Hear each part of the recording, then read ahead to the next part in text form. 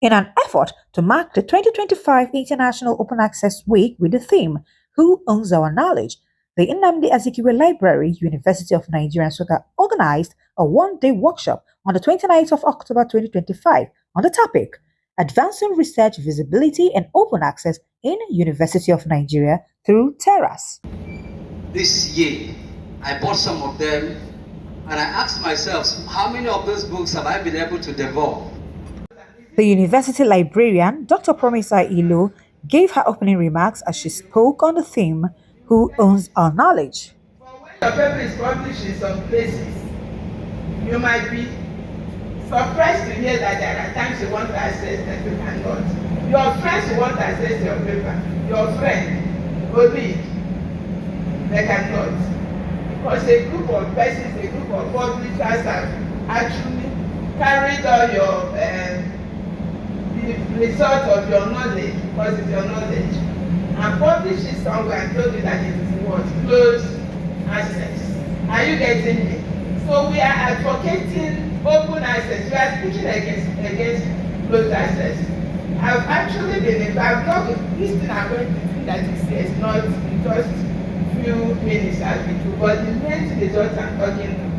I belong to WACRE, West and Central African Research and Education. This was followed by the presentation by the acting head of the E-Resources Unit, University of Nigeria Nsukka Library, as she spoke on TERAS and open access and the adoption of TERAS in University of Nigeria Nsukka. So we thank God for our new Vice Chancellor, Professor Simon Otoaya, because he made it possible for me to travel and then obtain knowledge on this. My librarian, I thank you for this great opportunity and privilege to come and talk about what is happening globally. This is Open Access Week, and we said we're going to key in and let our voice be heard. Thank you very much. I also recognize the Deputy University Librarians here and every other librarian and our visitors. Thank you very much. My name is Helen Eka Opala, and I'm the acting head of the E-Resources. Okay, so we are not going to take much of your time, but I promise you, you're going to take something, new knowledge back home today. Okay, so now what we have here is advancing research visibility and open access in University of Nigeria through TERAS. I don't know if we have an IR policy yet. Otherwise, the IR policy should have this item that maybe after 2 years of a student graduating, because 2 years is that window we give you to be able to publish your works. After 2 years, we should be free to put it up in our institutional repository, this space. This is University of Nigeria Nsukka. The #1 researcher is Professor Nnamdi Azikiwe. Sorry, this is supposed to be 81,000, it's a mistake, sorry. 81,376 citations. Then the second person is Chinua Achebe. Chinua Achebe was stopping everybody. But you know, Chinua Achebe is no longer here. So he doesn't write, he doesn't have new works that people can cite. Because now people are doing new researches. That is why. But they are still citing his old works. Still, he remains the second most cited author in University of Nigeria. Then we have this person, 45,587 citations, maybe an SMR PhD, no picture, 11,000 something, and then Professor. Assuming we are giving awards, these people will be getting awards every day, except to try to, don't get intimidated by another person's citation. Just try your best. Don't wait until you publish in a renowned journal before you can upload your work. Our repository is there, lying dormant, waiting for you. Come and upload your preprint. It's acceptable before you finish your work. You know what preprint is before it gets published. Come and publish it in the archive, in the institutional repository. Next slide. Okay, now how do you advance your research visibility? The #1 thing is to make your work open access. Make it open access. Make your work open access. And you enhance your research visibility. You'll be visible. Then you set up and maintain researcher profiles. Researcher profiles. You know, we have social media for people, but for academics, you have what we call researcher profiles that make you visible, your work's visible. You have academia.edu.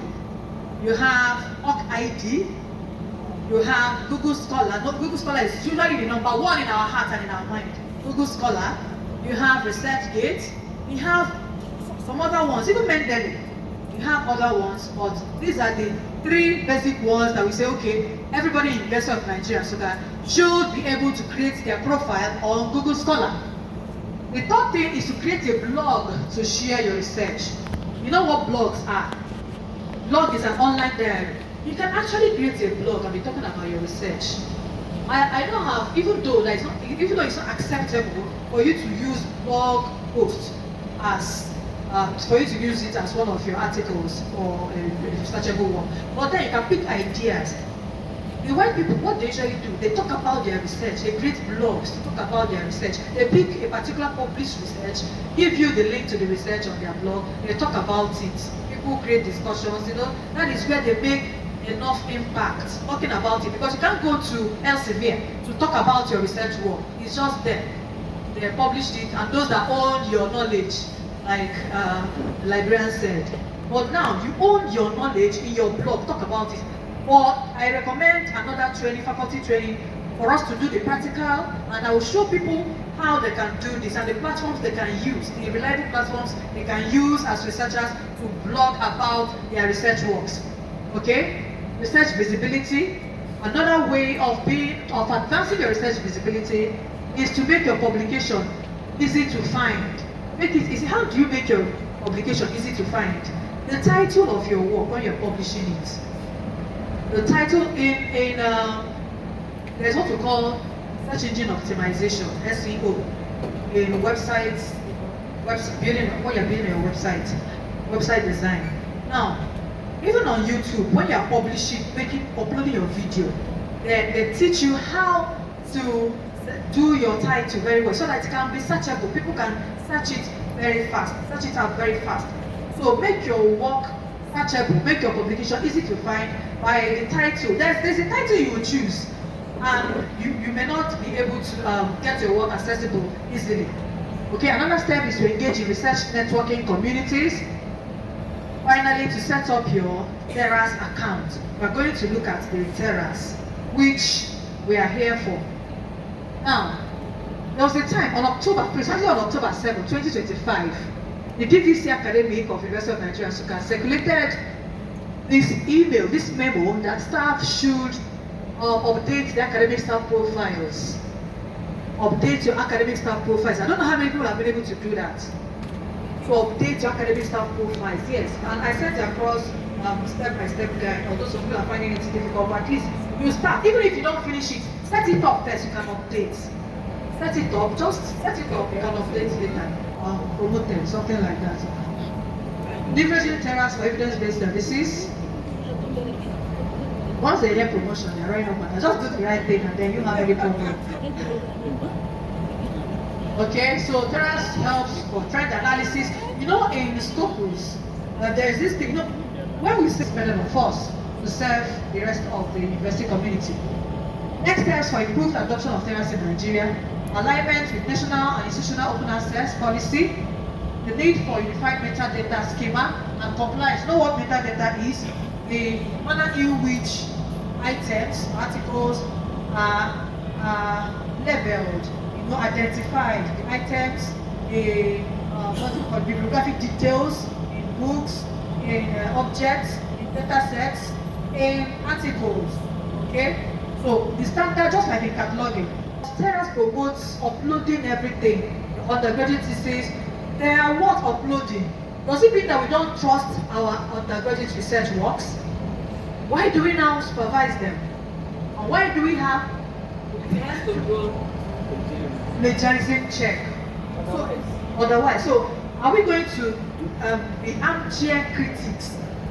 Why don't we promote this? So who is responsible for saying, okay, let's have a policy, an IR policy? That is the big question and the responsibility I think librarians ought to take up, because it's not a waste that our undergraduate theses are lying there, as it is like it's a waste that their theses or projects, so to speak, are lying there on the shelves. Beautiful write-ups. Yes, we know that some people plagiarize, but there are some people that don't plagiarize at that level. So we should do something about it. I know that postgraduate students have UNN email, so you enter it there, because it is that email that ICT onboarded everybody with, okay, on TERAS. When you put it there, that's your email password. That's your UNN email password. You put it here. Then you click on proceed. Be able to be logged in to TERAS. Okay? Next slide. So when you click on proceed, here you are logged in. Congratulations. So you see the TERAS platform as it is. You see the Eagle scan up there for checking plagiarism. Because you are logged in, and then you can see my name up there. Anytime you see your name, it means you are logged in.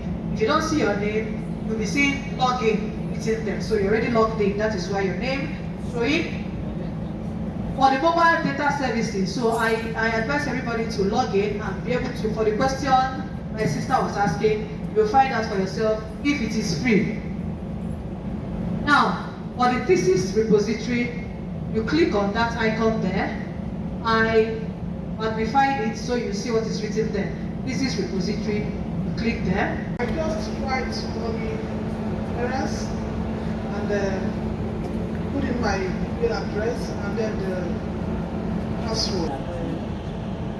The academic planning. We have come to the end of this workshop. I would have taken us through other things, but I don't think it's necessary. I'll send slides so that we can use our time for other things. Do you have any question, any concern?